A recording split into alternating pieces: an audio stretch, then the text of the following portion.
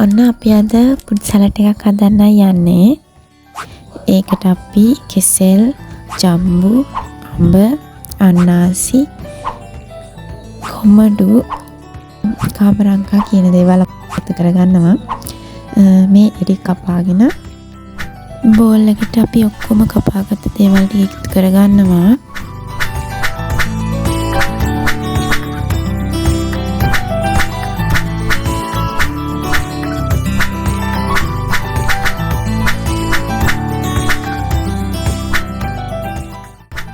Food salad එක හදාගන්න එක අපි බෝල් එකේ මික්ස් කරගත්තට සේව් කරන්න යන්නේ අපි ඒ වගේ අන්නාසි ගෙඩියක.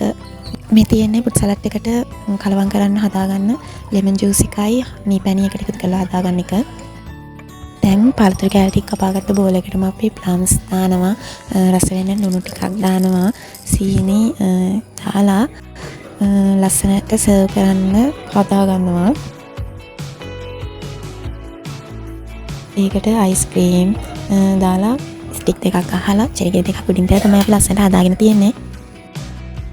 ඔන්න අපි මෙච්චර වෙලා හදාගත්ත පුඩ් සැලඩ් එක අපි සර්ව් කරේ මේ විදිහටයි. Thank you for watching. Bye bye.